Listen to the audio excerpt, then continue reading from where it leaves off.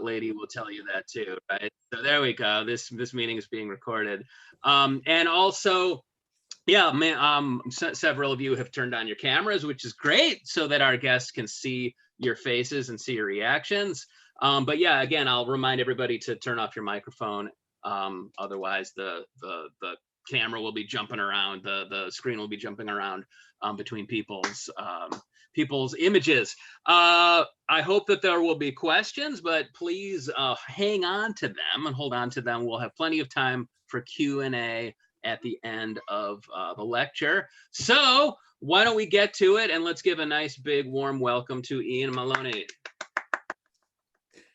Hello, thank you very much. Thank you all for coming and joining. Nice big group. Thank you for that. And thank you, Roger, for the introduction and for inviting me. My pleasure. No worries. I came to the event here last month and it was awesome. So I'm really happy to be part of this.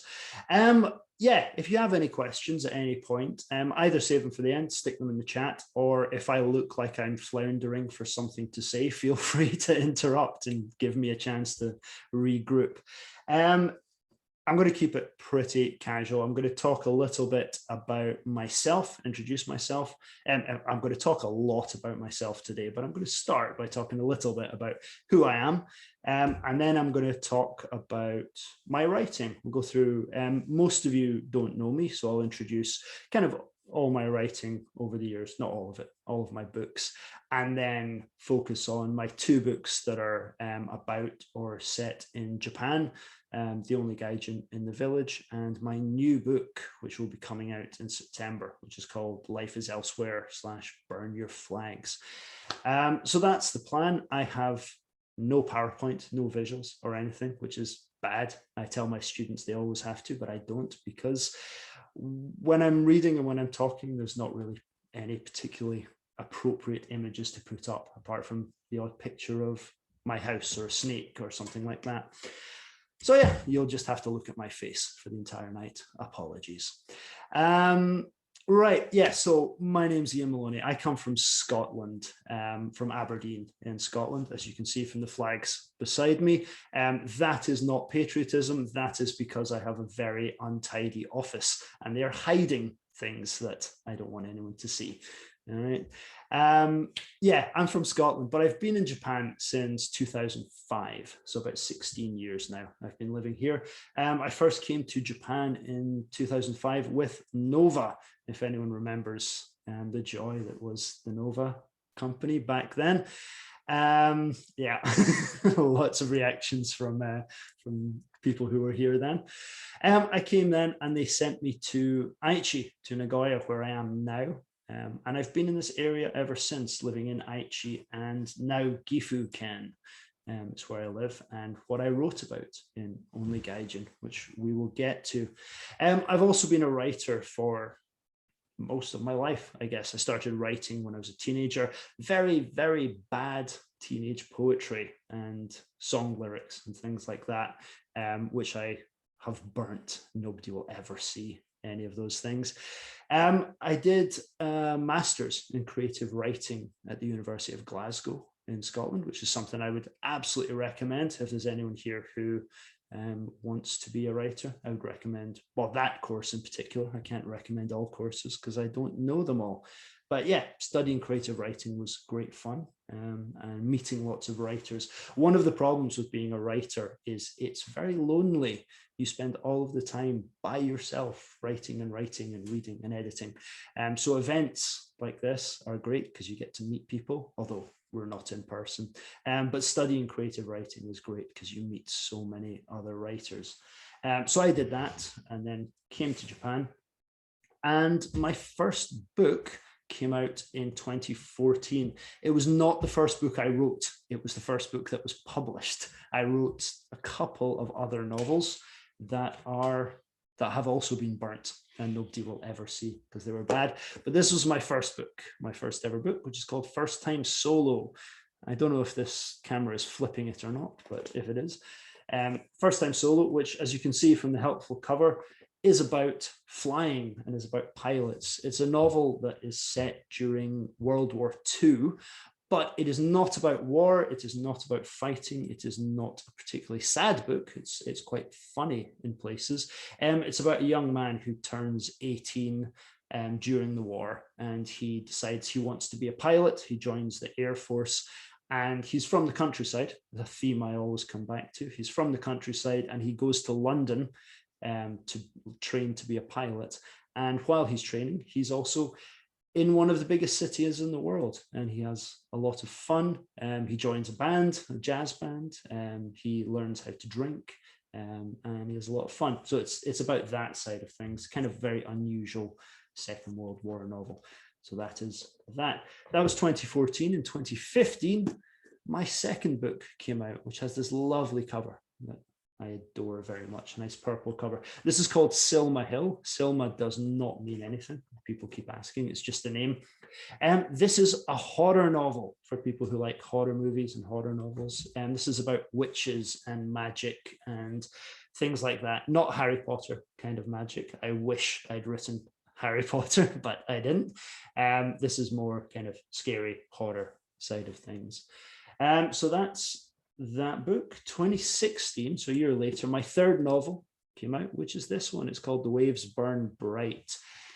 This is much more serious book. There was an incident in Scotland called the Piper Alpha disaster, which is not particularly famous, certainly not in Japan, but was very, very big in Scotland. Piper Alpha was an oil platform drilling for oil near Aberdeen, my hometown. And in 1988, it caught fire and 167 people died that night on the oil rig. So I wrote a novel kind of about that and about surviving trauma and surviving disasters. And that came out, as I say, in 2016. So those are my three novels available in all good bookshops, as they say. And after that came this book, Fractures, which you will recognize from the poster for this event, which Roger used a sample of. This is my haiku collection. I say it's a haiku collection. Actual haiku poets would get very, very angry because I break all of the rules of haiku. They're kind of English short poems rather than haiku, but haiku is an easier thing to say and a nicer word, certainly. But yeah, short haiku collection, which I think is not available. I think that might be sold out. So that was my writing for a long time, up until 2016. And at that time, I moved from Aichi to Gifu, out into the countryside. And I kind of had sort of a strange culture shock. I'd been living in Japan for more than 10 years and spoke Japanese and thought I was fine here. And then I moved from the city to very rural Gifu and discovered that there's a whole different Japan outside of the city, which was great and exciting and strange and funny and scary and weird, and all of these experiences were happening. So I started writing about them. I started a column on gaijinpot.com back in the day. Just some people nodding know that site well. I started writing on that, and it was the first time I'd really written non-fiction, written memoir about my own life. Everything, as you saw before then, was fiction. And this was me making myself a character, which is kind of fun, kind of weird, taking real life and shaping it into interesting stories, or hopefully interesting stories. So yeah, that went on for a year of writing those columns. And at some point, it was decided that it was popular enough that we would turn it into a book. And we did. We turned it into this book, The Only Gaijin in the Village, with this beautiful cover designed by my friend Jessica Zoni Upton, which is so cool. I love this cover. Normally writers do not get any control over the covers of their books. They're just told, here's your cover. If you don't like it, sign them. So I was very, very lucky that I got my friend to design it, showed it to the publisher, and they were like, oh my God, that's amazing. We love that. We're going to use it too. So we did. So that came out in, I forgot when this came out. I've lost track of years. See, this is lockdown. I keep thinking it's still 2020. Yeah, this came out in 2020 last year. Time is strange recently. I'm really confused. This came out last year, and I will read a bit for you now from that to give you a sense of what Only Gaijin in the Village is like. Some people here have heard me read from it before at other events. Therefore, I'm going to choose a passage I've never read before. So this might be a disaster. I don't know if this is going to work or not, because I've never done this publicly. So yeah, this book, Only a Gaijin in the Village, is about my wife and I moving out into the countryside. And most of the book is just about the different experiences I had joining the neighborhood association, the Chonakai, and things like that. And getting on with most of my neighbors are retired, and there's very few children. It's one of those villages that everyone's left. So most of the book is about those kind of experiences, but I throw in a few other things as well. And one of them is trips I made. I'm going to talk about a trip. It is incredibly hot and humid in Nagoya just now, and I assume it is in Tokyo as well. A few people nodding away. So I'm going to read, the book is organized by spring, summer, autumn, and winter. It's 1 year, kind of 1 year in my life in the countryside. But because it's hot, because it's summer, I'm going to read to you apart from summer. This is from a chapter called Nuclear Holiday, which is named after a Three Colors Red song that I recommend you all check out on YouTube if you want. Right, so this is me going on a trip once I've moved to the countryside. With the exception of Okinawa, Japan doesn't really exist in the popular imagination as a beachy kind of place. Temples and castles, neon and nightlife, that's what you come to Japan for. And to be fair, most of the beaches aren't worth the name. However, there are some great spots, particularly along the northern Sea of Japan coastline. The beach at Kanazawa is gorgeous, kitted out with the kind of open-air bars that are rare in Japan and which make it all too easy to fall asleep with your skin dangerously under-creamed. My first encounter with the Japanese beach was at Tsuruga in Fukui. It's quite Scottish in appearance, backed by pines, flat and curved around the bay. It reminds me a bit of a beach at Loch Morlich near Aviemore in Scotland. I'd returned to Tsuruga a few times since that first trip and felt like I knew the place reasonably well. So when a friend, Robert, was out visiting one summer 5 or so years ago, we decided to go wild camping along the coast, and Tsuruga seemed the ideal starting point. It was really hot, and the idea was to take a couple of days and walk around the peninsula that sticks out into the sea to the east of Tsuruga, just sleeping on the beaches. Despite it being the height of August, there was always a chance of a squall or a storm, so the sky couldn't be trusted not to fall on our heads. We didn't have a tent, but I did have a big blue sheet, a tarpaulin.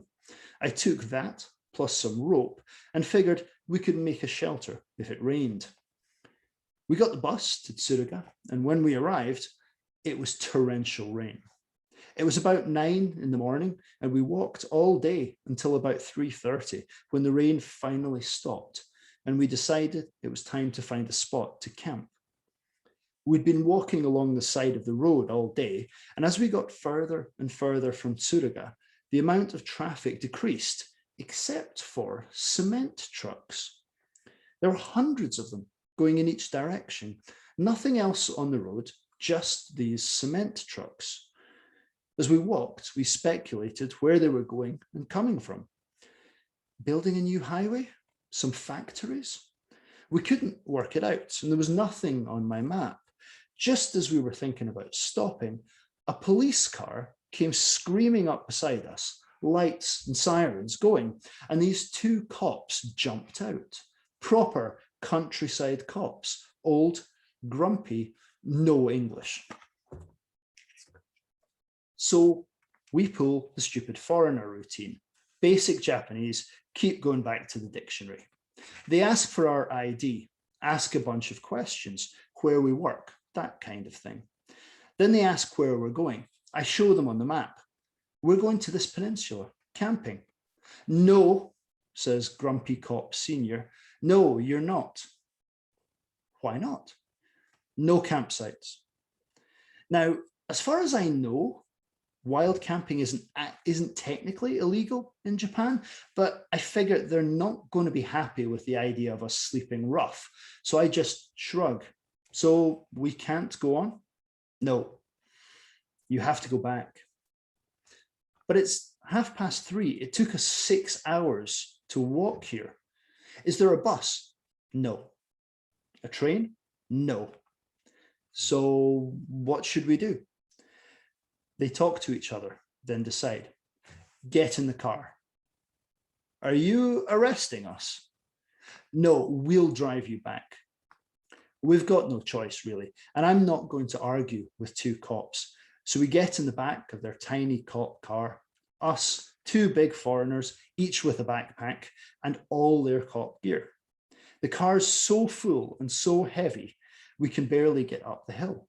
By this point, we've decided that this is hilarious and keep trying not to laugh.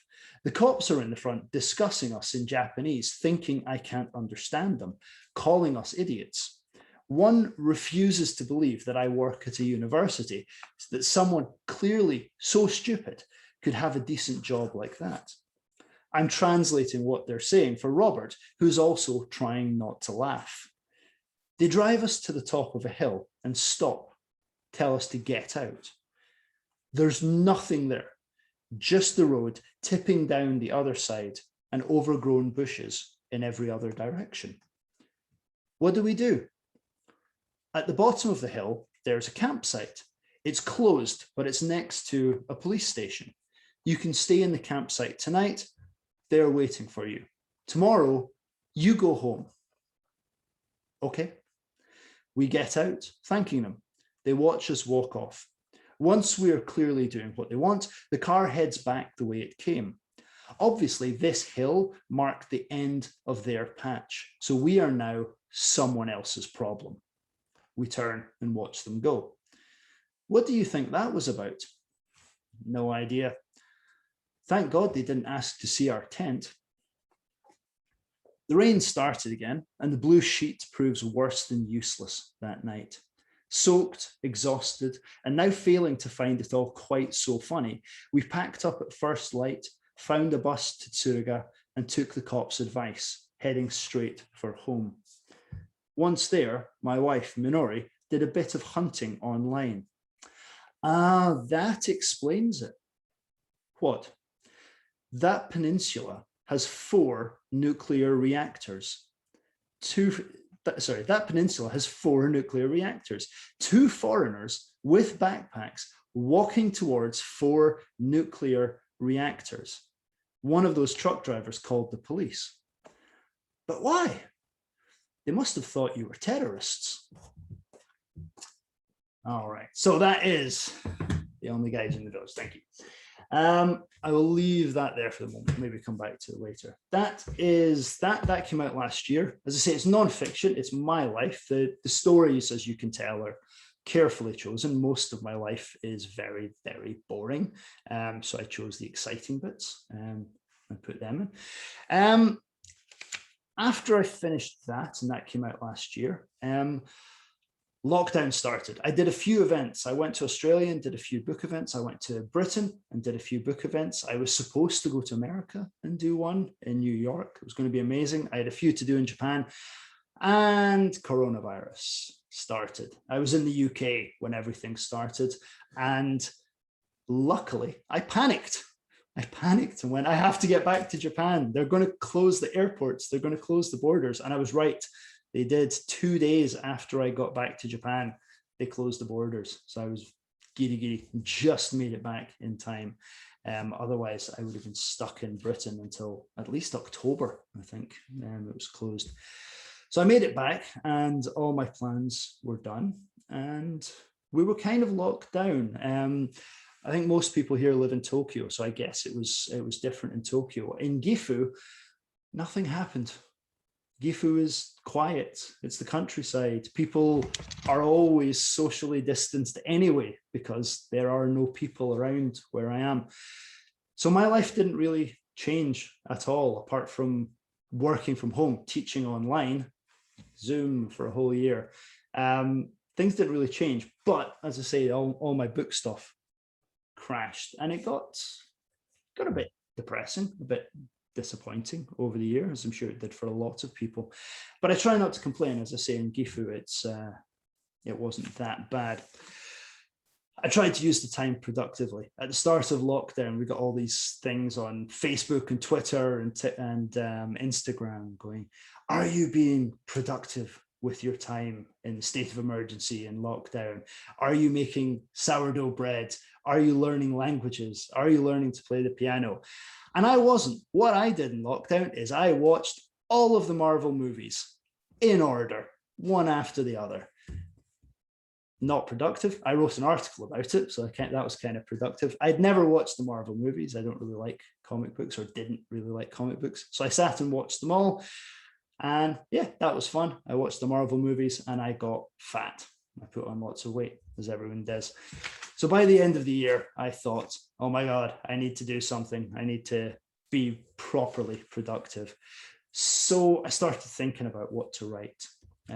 Writing is how I fill time, and it's how I engage with the world.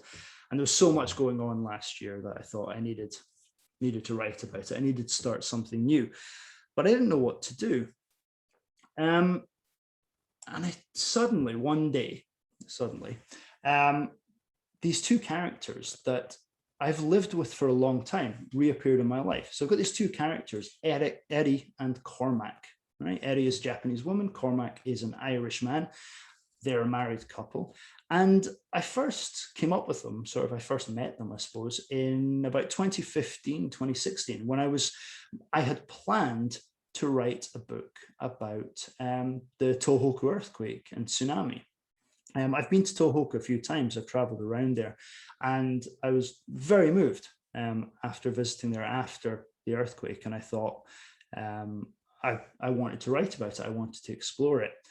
And I had this idea that these two people, this couple, Eri and Cormac, lived in Nagoya, somewhere I know. There are not enough books set in Nagoya. So I was like, I have to set a book in Nagoya. All Japanese books, everybody goes to Tokyo. Where are the books in Nagoya, and then Fukuoka, and then Kanazawa, and then Sapporo? We need more of those. So I'll set it in Nagoya. This married couple whose marriage is bad. Their marriage is going horribly wrong. And just as it looks like one of them is going to pull the trigger on the marriage and say, right, I'm done, I'm leaving. Just as that happens, the 2011 earthquake happens, and that changes everything. And in the story, what was going to happen is Eri and Cormac quit what they're doing and go and volunteer in Tohoku. I think Michael's here. Michael Larson is here. He wrote a very good book about this. This is what they were going to do. And I tried to write it. I started writing it. I thought it was a great idea. And I wrote the first part about the very bad marriage and them hating each other and all these arguments, and got to the earthquake and stopped. And I just couldn't do it. I tried. It wasn't writer's block. It was bad. It was just bad. One thing with creativity, any kind of creativity, it does not matter how experienced you are. It does not matter how good you are, how talented you are, how much work you do. Sometimes things are just bad, and you don't know they're bad until you try them. This was bad. So I threw it away. Put it to one side, didn't throw it away, and wrote The Waves Burn Bright, then wrote Only Gaijin. And in 2020, once I was overweight and there were no more Marvel movies because Black Widow hadn't come out yet, I decided I need to revisit Eri and Cormac, because their marriage was so bad that I knew during lockdown, what were they doing? They must be having the worst lockdown ever. Two people who hate each other, stuck in the same house for a year. They can't go anywhere. And their jobs, Cormac runs a bar in Nagoya, so his bar would be closed. Eri runs a language school, so she'd be online. So both of them would be stuck at home. So I started thinking about it, and they came back into my head. What are they doing? What's happening? Have they started fighting? Have they divorced? Have they made up? What's going on? And we got to the end of 2020. We got to Christmas, the weekend after Christmas, and I thought, right, I think I know what I want to do. I'm just going to focus on those two and their marriage. Forget about Tohoku, forget about earthquakes, forget about all this other stuff. I'm just going to write about their marriage. And I sat down on Saturday morning, and by Sunday night, I had written the whole book. Just came, like 8 hours and 8 hours, non-stop writing. It was a mess. I'm not going to claim for 1 second I did what Kerouac claimed and just write a perfect book in one draft and be done. Because he didn't. He's a liar. He edited. We all know this. I wrote a first draft in 2 days, and it's a novella. It's 80 pages. It's not a massive amount, and then edited it. But this is what became Life is Elsewhere / Burn Your Flags. This novella, written over the weekend, it's set on Christmas Day 2020. The whole thing takes place a little bit on Christmas Eve and then on Christmas Day 2020. Half of it from Cormac's point of view and half of it from Eri's point of view as they go about dealing with the large amount of problems that they have on their lives at that point. So that is the backstory, that is the setting. I'm now going to read, I will read you a piece of Cormac's story, which is the part that's called Life is Elsewhere. And then I'll maybe talk a little bit more, and then I'll read you a part from Eri's story, which is the Burn Your Flags section. So this is chapter 1, page 1 of my new book, which will be out in September, Life is Elsewhere. Oh, I should say in advance, this is kind of depressing, and little trigger warning. Cormac talks a lot about corona and people dying from corona, so just be aware. This is going to get heavy very quickly. Right, Life is Elsewhere. Snow fell during the night, a sugar coating on the mountains, frosted pine trees, an icy sheen on the clean, bright woods. Yet even after the snow, it's all still dusty scrub. These hills, not mountains, whatever the tourist information says, are never going to inspire any great poetry. No hermits ever retreated to these sandy bumps to live out their lives in quiet contemplation, lives of quiet desperation, not here. These are not Mishima Mountains, where you can imagine the ill-fated, world-rejected hero of a Mishima Yukio story coming to end it all. Muscled torso exposed to the morning sun, a sharp blade, a meaningful blade, historical steel, cleansed and waiting. A suitable death poem on his lips, a romantic death, meaningful death, beautiful death. You don't get beautiful deaths anymore, not in 2020. You get deaths behind closed doors, death behind plastic sheeting and infection controls, death by statistics, death by policy. The plague times, the end of days, no beautiful deaths. Alone in an isolation room, a voice through an intercom. We built hospitals so we could keep death from our doors, clean, tidy. Elsewhere, life is elsewhere. I am elsewhere, but this year death is everywhere. Death is here. On the way here, I killed a snake. I saw it too late. A hose pipe stretched across the single track road just round the hairpin bend. My wheels were over it before I had time to register what I was seeing. Not even a dunt like in the movies, the sound of a machine rolling over life, the jolt inside the car. Expensive suspension, thick tires, smooth ride. A Shima Hebi, harmless but powerful, long.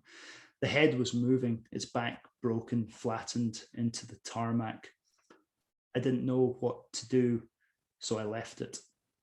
Another ugly death, alone and broken, Why did the snake cross the road? To get to the other side. Shouldn't go outside. Death is coming round every corner, silent. I check my phone. Nothing. They said I'd get the results today. She'll call herself Dr. Endo to deliver the news, good news, bad news. Either way, there will be news today. April 18th, 1930, there was no news on the BBC. Here's some music instead. Music while you wait for the news. I looked on Wikipedia once about April 18th, 1930. A typhoon made landfall in the Philippines, but that wasn't newsworthy in Britain then. Or maybe they didn't know. The news wasn't news then, it was already yesterday's news. Yesterday, in the Philippines, a typhoon made landfall. We'll tell you how many died tomorrow. Now, here's some music. There's a website that tracks the cases, the deaths. One page, 2 counters, scrolling round, scrolling up and up and up. News in an instant, up and up. I don't usually climb in silence, but I can't think of any sounds I want to hear. Nothing fits the mood but silence, the crump of my boots on the rocky path, the screech of those Chinese birds wintering here, noisy, brightly coloured. There was one other car in the car park, a white K truck, a tiny pickup, almost like a toy, some old guy fishing, his camping stove and a frying pan, a 1-cup sake, and the din of family safely out of earshot. No one else on the paths. I have to keep reminding myself it's Christmas Day. Back in Dublin, it's still Christmas Eve. Saoirse will be wrestling the kids into bed, stockings over the fire. Where do you hang stockings if you don't have a fire? Off the bookcase. Stockings up, tree lights on, Santa on his way, a glass of wine, her and Jerry wrapping presents stashed on top of the wardrobe for a week at the most. Saoirse was always last minute, homework at school, ready for a date, driving me to the airport in March, the rush to get back to Japan before the borders closed. We only noticed as we came off the last roundabout that she still had her slippers on. You're getting just like Ma, I said. Well, don't be telling Jerry. I slipped into an accent there. I do apologize. Well, don't be telling Jerry that, or he'll be off after a younger model. Just the excuse he needs, she said. Problems there? I asked. Nothing castration wouldn't solve, she said. And that's where you leave it, because there were bigger problems than whether Jerry had been at it. Only just got home, Japan closed the borders in March, and us lifers weren't allowed back in until October. And even then, there were more hoops than at Celtic Park. Permanent residence, contingent status, we're here under sufferance. Thanks for the taxes, but once we perfect the robots, you'll not be needed. Right now, entry to Japan is banned, except for Japanese nationals, as if the virus checks your passport. Eddie picked me up, threw a mask at me, a bottle of hand gel, even though I already had both.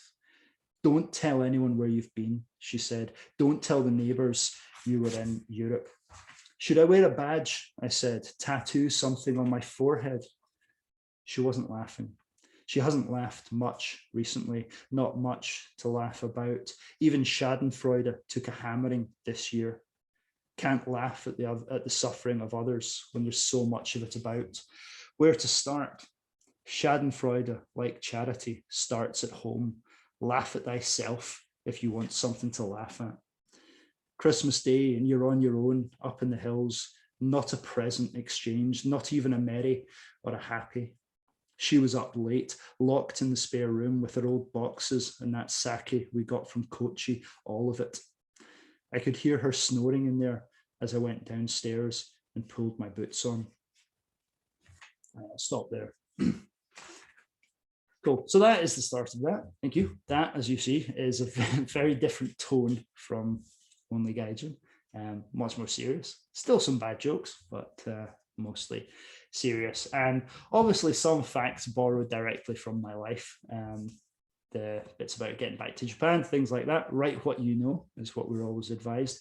But Cormac is not me, thankfully. That would be horrible. His life is not great. So that is Cormac's story. That's the first half of the book. And then it flips. So he complains about his wife for quite a while. He's one of those guys that does complain about his wife. Not a fan of them, I have to say.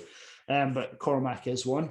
And then it flips and we get Eri's side of the story. It's always good to give both sides of the story, especially in a marriage. It takes two to fall out. So let's introduce Eri. So Eri's story is called Burn Your Flags. I'm going to do this in the same voice with the same face. You'll just have to imagine that I am a 41-year-old Japanese woman right now. Okay, so please try that. I pour myself a glass of our homemade plum wine, top it up with tonic water, a handful of ice. I saw a reaction there. That's delicious. Try it. Tonic. Umeshu tonic.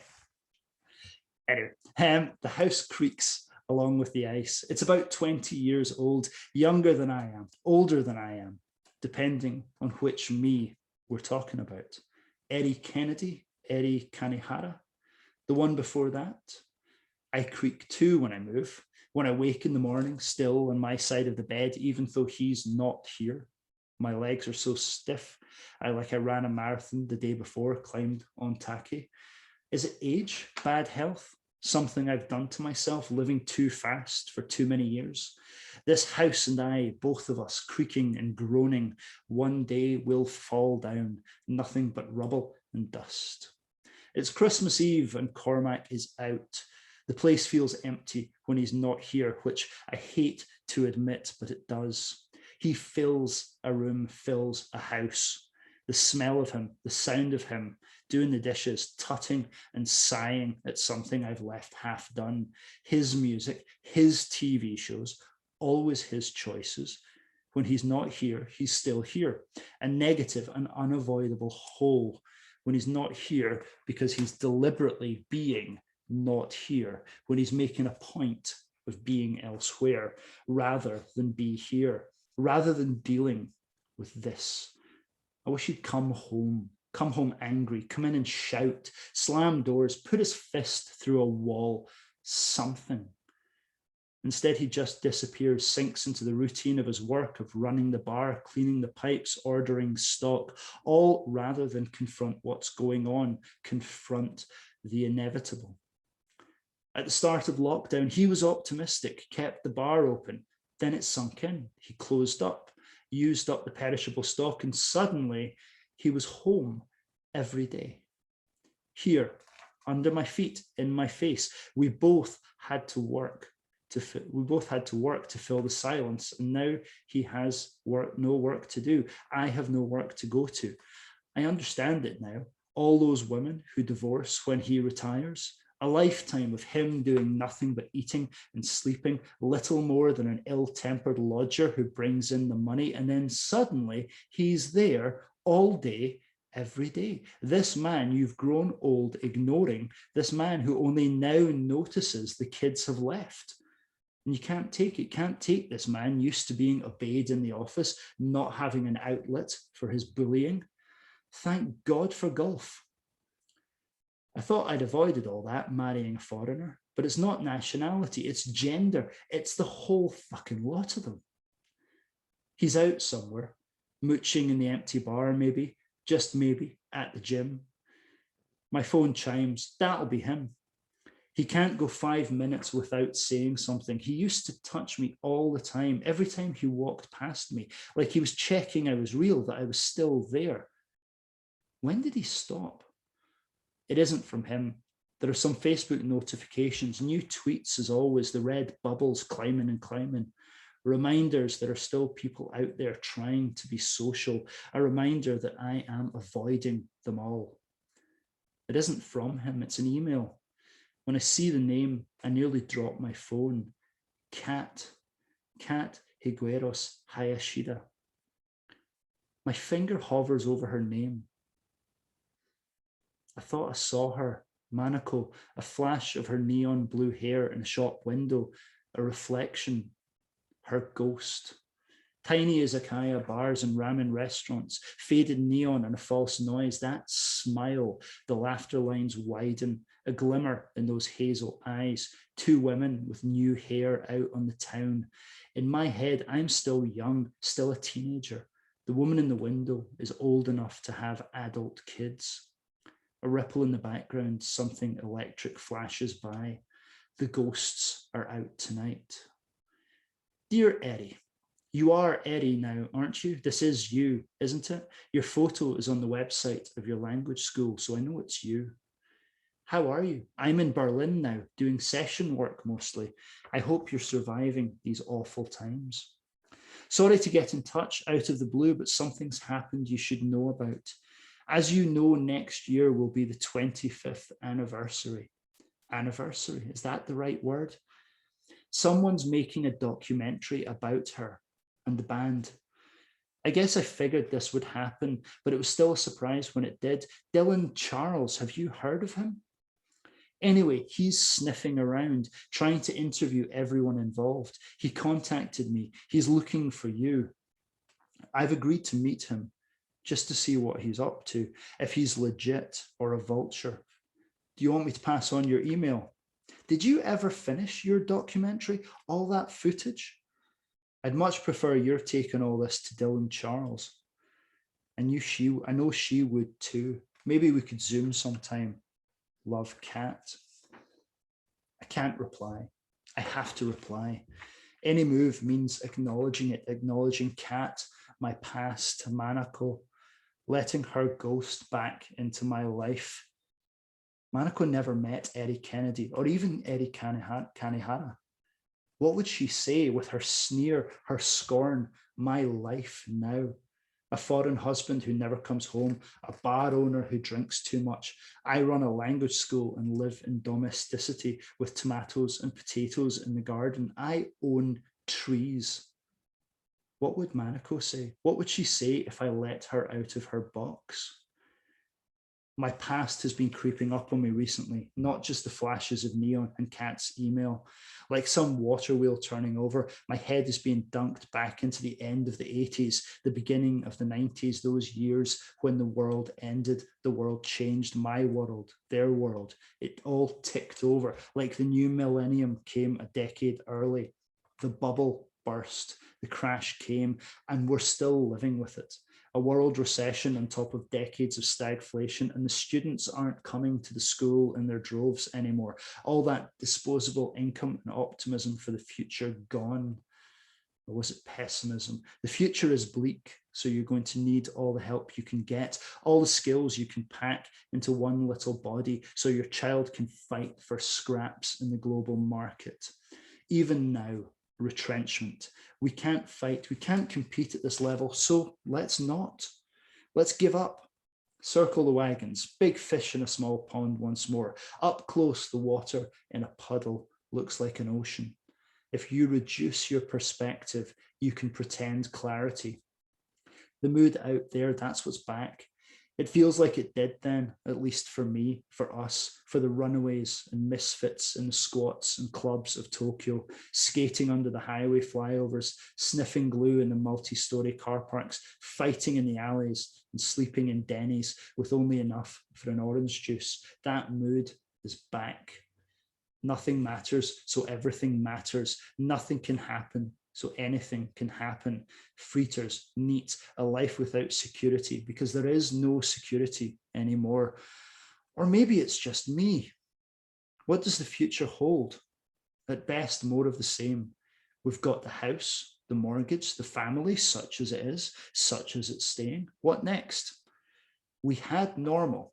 And now in a few months, there's no such thing as normal, new normal, masks and hand gel and being stuck at home forever, being with him forever. The trajectory, that's what he calls it. We're all on a trajectory from the cradle to the grave. The question is always what's next? What if nothing's next? Nothing new, just more and more and more of the same. Endless. This is it. This is it. A happy place to stop. And there. It does get happier, I promise. The story goes on. Cormac deals with his health problems, which is the overriding thing. And Eri goes back into her past when she was making a documentary about a punk band in Tokyo in the early 1990s. So if that's the kind of thing you're into, that's all in there. That's that book. That will be out in September, available in all good bookshops and at least one bad one online. And I hope you buy it. That is 47. So I'm going to stop there. If anyone has any questions, now would be a good time. Don't feel you have to, but if you do, I'm happy to answer them. So thank you. Why don't we first give a round of applause, a thank you to Ian Maloney. And yeah, ordinarily I would walk around with a microphone, but I can't walk around and I don't have a microphone. So if you have a question, feel free to just turn on your mic and you can ask. Can I ask something? Of course, yeah. Like, out of all the genres, what's your favorite to write in? Oh my God, that is a hard question. I mean, the sort of easy answer is whichever one I'm currently writing. There's this thing in writing, in publishing, that you're supposed to do one thing. So if you're a crime writer, you write crime novels. And if you're a thriller writer, you write thrillers. And if you are a travel writer, you write travel. And I don't know why that happened. You know, it doesn't happen in any other art form. Directors, filmmakers are not required to do that. Quentin Tarantino makes a Western, then he makes a martial arts movie, then he makes, oops, I'm gesturing too much when I'm wearing headphones. That's not a good thing. He tries all these different genres, but they're all Quentin Tarantino movies. But we don't really get to do that in writing. And I want to do that. You know, I want to write a horror novel and a war novel and a family drama. And I want to write a memoir and haiku. I want to try all of these things because the things I haven't done are the things that interest me. I want to see if I can do them. You know, I want to write movie scripts. I want to write TV series. I want to write plays, all of those kind of things. I'm currently writing a sci-fi novel, saying all that, which I haven't done. I love science fiction. So I'm halfway through a science fiction novel, which is so much fun because all my novels are set in the real world, which means I have to obey the rules of the real world. And my memoir was about my real life. So it had to be true. I couldn't make things up. Science fiction, you can do what you like. I've invented entire worlds, entire civilizations, and it's so much fun. Just, you know, no rules apart from consistency. That's the thing. So yeah, currently science fiction is the best genre. After that, I don't know. We'll see. I have a related question. You didn't mention poetry, but perhaps as I was hearing you read, there were several parts where I thought that's a really great cadence and I like the way he's built the imagery. Is that also something you consider, or? Definitely, yeah. I mean, as I said, I've got that one book of haiku, sort of short poems. But the problem with short poems is you don't really get that rhythm. So yeah, I mean, I started writing poetry. That's kind of how I got into writing in the first place. That horrible adolescent, oh my God, the world is awful kind of poetry. But I don't write that anymore, or I make my characters say it, and then you can get away with it. It's fine. But yeah, I've got poetry kicking around. I keep writing it. What I really want to do is a book of mountain haiku. There's a part in fact, I stopped Cormac's section just before he starts talking about haiku. It's another thing I borrowed from my life is when I climb mountains, I like writing haiku when I take a break, and I want to do a book of all mountain themed haiku. I'd love to do that. And every year, and I've given this detail to Cormac, every year in January, I think, right, this year, from January to December, every time I climb a mountain, I'm going to write at least one haiku. And we'll have 4 seasons. We'll have the full year, winter to winter, of haiku. And by March, I've completely forgotten, or I've stopped exercising and stopped climbing. So I have about 3 books worth of January to March haiku about mountains and nothing for the rest of the year. So yeah, someday I will finish that. That's one plan. But yeah, thank you for saying that about my writing, the rhythms and things. That's very nice to hear. Any more? Ian, can I ask a quick question? Of course. I'm always fascinated by the process that people go through when they produce something creative. So when you're writing, like, what do you actually do? I mean, are you able to sit down at a computer or with a legal pad for, you know, hours and hours straight? Or do you get up and throw a tennis ball against the wall or go walk around the house or walk around the block? What is the process that you go through as you're actually producing writing? I'm pretty good now. I've trained myself that, yeah, I can sit. So like I say with this book, it was 2 8-hour stints, and I was literally just sitting there apart from going to make coffee and going to the bathroom. Lots of coffee. Can't write without coffee. I stop writing when I've had so much caffeine that I can no longer sit still, and then I go and do something else. But yeah, that's taken years and years of training. When I first started, it was I had that when I was a teenager, I had that romantic image of, you know, I'm going to be a poet in the left bank in France, and poems are going to pour out of me, and all I have to do is note them down. And of course, it does not work like that, or for me anyway, it does not work like that. So yeah, it's sitting down. But one thing I will say, I do not believe that writer's block exists, and the reason for that is planning. Planning is a huge part of writing. And if you should not sit down in front of a computer or a piece of paper if you don't know what you're going to write already. So when I sit down, I know where I'm going, what I'm going to start. I don't know the words, I don't know the exact scene, but I know what my job is for that day. Hemingway gave a good piece of advice, which I'm very good at writing advice, which was never stop writing. Only stop writing when you know what the next sentence is, so that when you come back the next day, you can just pick up and you know where you're going. You never sit there staring at the paper going, what am I going to write about today? What happens? I need ideas. Ideas come when you're not at the desk, when you're washing the dishes or driving to work or whatever. So lots of thinking, and then sit down, write. And then day job. Yay. So that's the process now. Interesting. I think it's like you get, you know, I don't have kids, but I know a lot of writers who have young children, and it's you write in the time you have to write, because you don't have the luxury of, oh, I don't feel the muse just now, I'll do it in an hour. You won't do it in an hour because you've got a 2-year-old screaming at you in an hour. So it's the same with, you know, I teach full time and I've got a few other part-time jobs. I write when I have space to write, which is usually 5 o'clock in the morning. And yeah, I just have to do it because by 9 o'clock I have to go and teach a class and I can't do it anymore. So yeah, just train yourself to sit down. Cool. Mr. Can I Maloney. ask a quick question? Yeah, hey Pete. Sorry. I noticed in the book, The Only Gaijin in the Village, you italicized Japanese words. What was the thought process behind that? Have you? The thought process was I was told to mark them out by my publisher. It's kind of standard for non-English words in an English book to be italicized. I don't like it. I don't see the point in it. There's a gray area with words like tsunami, which we use in English. It's an English word now, but it's a Japanese word. So do you italicize that or not italicize that?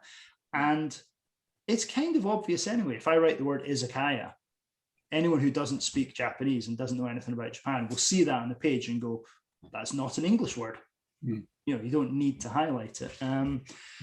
Yeah, publishers are often slow to change with these kind of things. You know, you still get a lot using double spacing after periods and things like that. It'll slowly change. But yeah, I wish it hadn't. There is no italicized Japanese in my next book. Right, okay. So it's all, what's the opposite of italicized? Non-italicized. It's all vertical.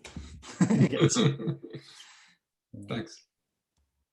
I have a question. I think that my question is kind of related. how do you respond to kind of like editing of your writing? Yeah. Yeah, I love editing and I love editors. Editors are the greatest people in the world. And I say this because one of my part-time jobs is working as an editor. I do both. So yeah, my books are better. If all of my writing is better for the help editors have given me. There are things that I sometimes say, no, I don't want to change that. So like now with italicized non-English words, I would say, no, I'm putting my foot down on that one. But so for Only Gaijin, I got about 15 A4 pages of notes from my editor. And I think I disagreed with one line and said, yeah, I don't want to change that because like my editor doesn't know Japanese culture. And I was like, yeah, no, that doesn't make sense because of this. And oh, okay, don't change it then. Yeah, editors are great. They're wonderful people and we are not paid enough. So that would be great. Yeah, I know it's sometimes difficult. I get this when I'm working as an editor, people love what they've written and it's expressive, and it's so much hard work to write a book. You've spent years and years, and then somebody says, yeah, this is bad, just take out that page, take out that chapter. I sent an email today to a writer that I work with saying, yeah, chapter 8, just delete it. And it's heartbreaking to have to do that, but it's necessary to make a better book. And we all know very, very, very, very famous, rich, successful writers who are too powerful to be edited. And it shows. It shows. We need editors. So. Oh, thank you. Thank you. Mr. Maloney, Hi. I have a question.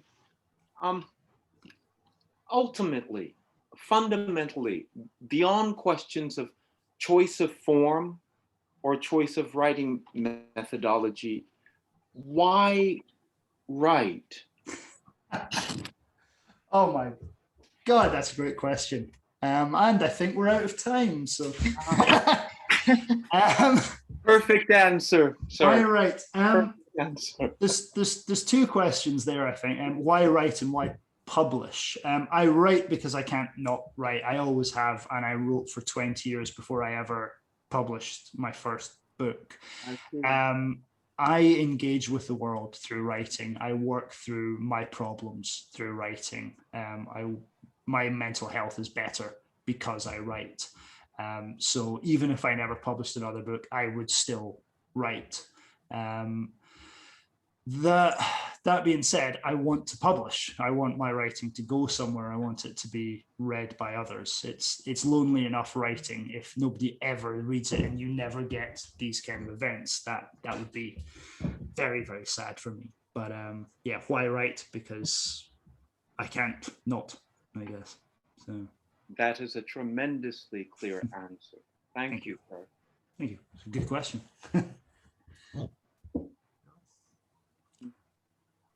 All right. If anybody else has a question, don't be afraid. Please turn on your microphone and go ahead.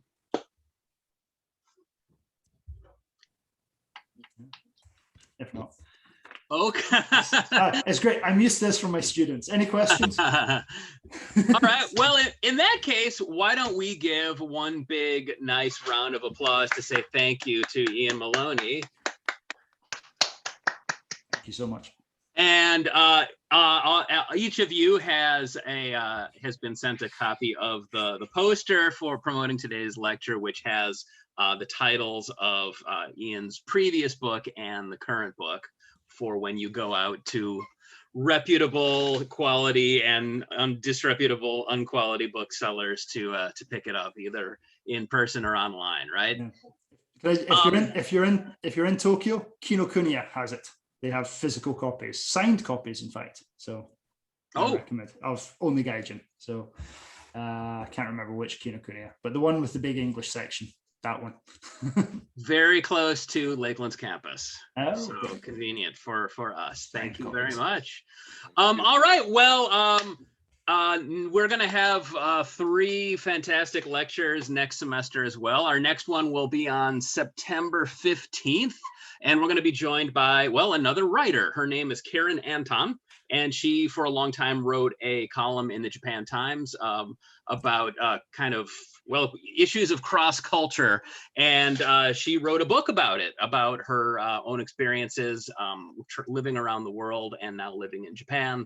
And so that will be on September 15th. And if you're not on our mailing list, then you can just respond to the email that came to you today with the Zoom link, and we'll put you on the list, and we'll let you know about all upcoming events that we have. So thank you all for joining us this evening, and especially thanks to Ian Maloney, and have a fantastic evening. Thank you. Yeah, thank you all for coming. It's great. I wish we could all be